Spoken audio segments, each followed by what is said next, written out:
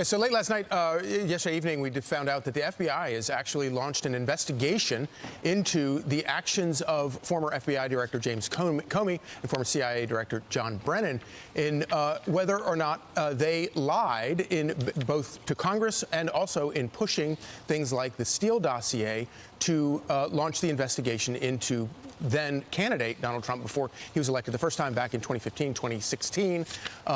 Pretty big news. Yeah, Caroline Leavitt spoke to this. Basically, the White House saying they're demanding transparency here.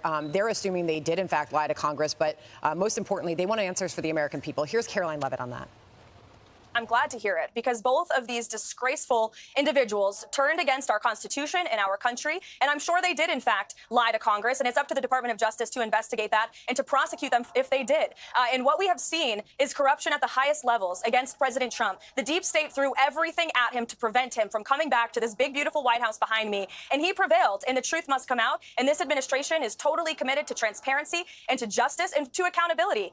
And we must have a rule of law in this country. We can't be a nation without law and order. That's what the president believes in, and I'm glad to see the Department of Justice is opening up this investigation. Yeah, and of course, we know the Brennan probe was triggered by the CIA director, John Ratcliffe.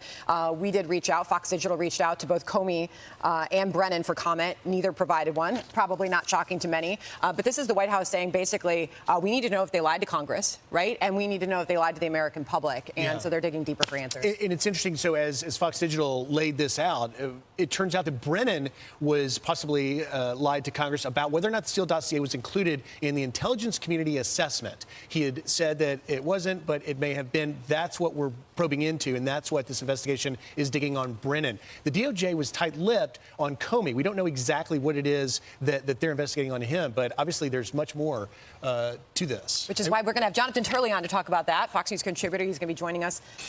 Another day, another win for the Trump administration. Supreme Court giving it the green light, the administration the green light, to move ahead with plans to curb the federal workforce after lower court judges put a stop on DOGE cuts. Justice Ketanji Brown Jackson was the only dissenting vote, writing, quote, "This court sees fit to step in now and release the president's wrecking ball at the outset of this litigation. This decision is not only truly unfortunate, but also hubristic and senseless." Fox News contributor and GW Law professor Jonathan Turley joins us now. Professor Turley, so great to see you this morning. So hubristic is kind of an interesting word for a member of the Supreme Court to use about the president using his executive actions. It is. It's particularly interesting from this justice. It was not long ago that Justice Barrett went after Justice Jackson for what she described as basically an imperial judiciary. And on this occasion, Jackson is alone. She couldn't even get Justice Sotomayor to sign on to this dissent. Keep in mind, what Sotomayor noted in her concurrence is that this order simply was having agencies plan for downsizing. And she said, well, we can hardly stop that. Well, yeah, Jackson believes you can. And this is part of a signature of what's becoming a type of judicial abandon that Jackson has towards the power of these courts. And, you know, we've seen this interesting progression. It was in these injunction cases. In an earlier case, Justices Sotomayor and Jackson lost Justice Kagan, who would not sign on. Now Jackson has lost Justice Sotomayor, and she is the sole dissenter. So I want to move on to the next topic, but real quickly, what does it tell you that, you know, obviously the court is out of session, but they decided to weigh in on this, kind of sending another message about these lower court injunctions. What does all that tell you? The court could not be more clear. This is another shot across the bow to lower courts that they've got to knock this off. They've got to stop with these injunctions. This is 6 months of delay. It could have been much longer. And the court is signaling, we're going to be on you very quickly if you continue to do these types of orders. So on to this, you know, it's very, you know, we learned later yesterday evening that the FBI has launched a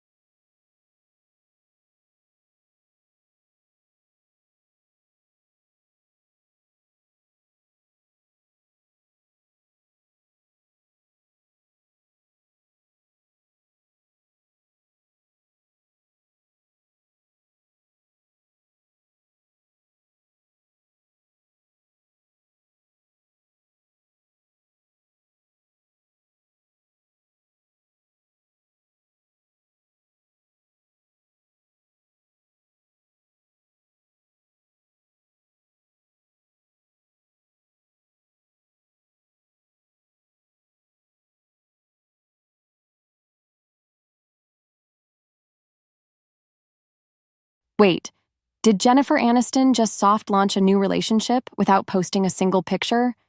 Fans are freaking out after Jen liked a powerful Instagram video about healing from divorce, just days before she was spotted vacationing with none other than Jim Curtis. So, who is Jim Curtis?